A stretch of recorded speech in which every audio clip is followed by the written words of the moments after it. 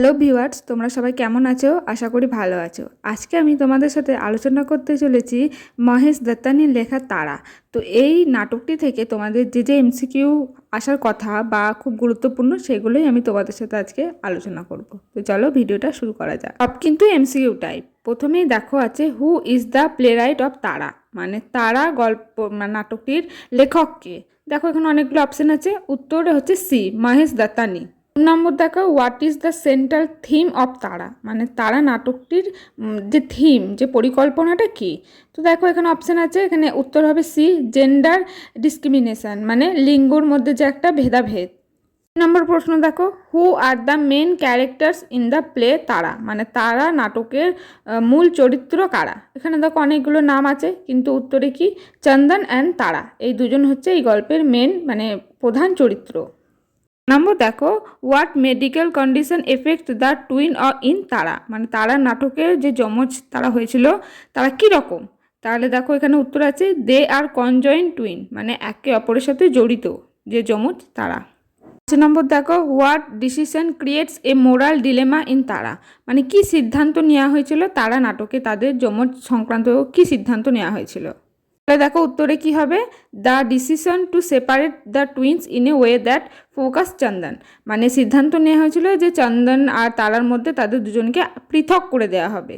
নম্বর দেখো what role does Bharati the twins mother play in the decision about the surgery, মানে surgery সংক্রান্ত ভারতী যে ওই যমজ বাচ্চার মা, তার কি ডিসিশন মানে এখানের মধ্যে নেওয়া হয়েছিল।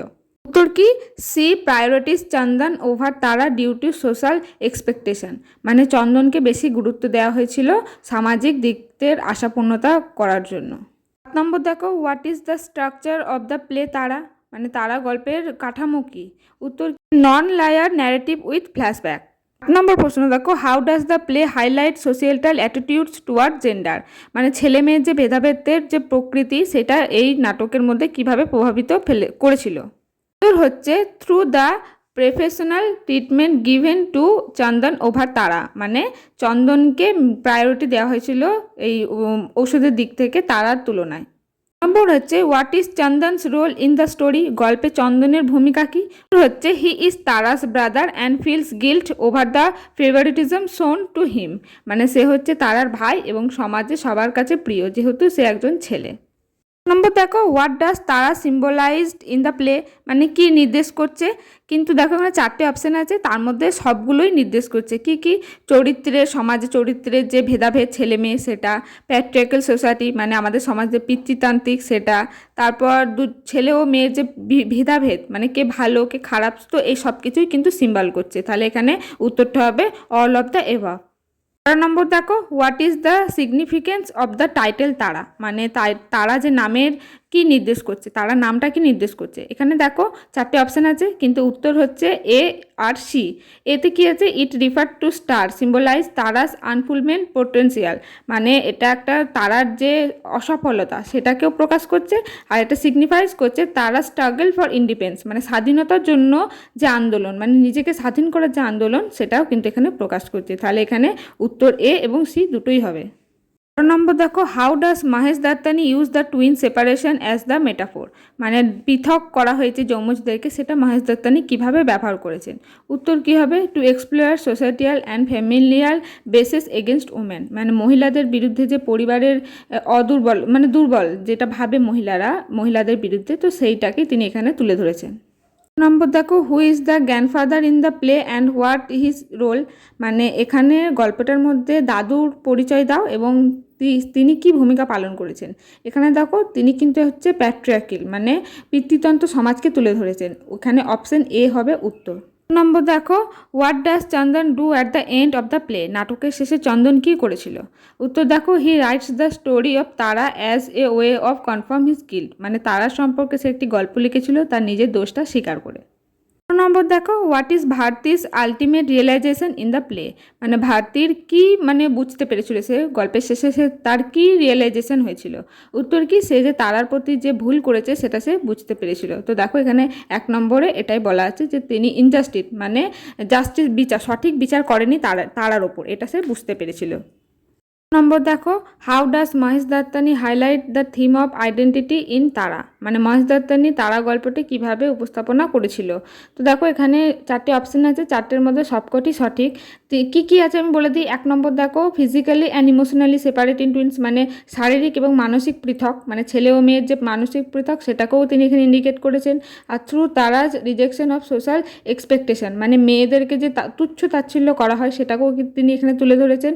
আর by focusing on Chandan guilt and transformation, আর চন্দন যে ছেলেদের প্রতি মানুষের সমাজের যে একটা প্রভাব, তো সেটাকেও তিনি এখানে কিন্তু তুলে ধরেছেন। 17 নম্বর what does the doctor in Tara symbolised, মানে ডাক্তার এখানে কি উপস্থাপনা করেছে আমি বলে দিই দেখো বাংলায়। এখানে ডাক্তার একটা সায়েন্সের যে লজিক, মানে টুইন্স যমকদেরকে যে পৃথক করা, সেটাও একটা এখানে কাজ করেছে।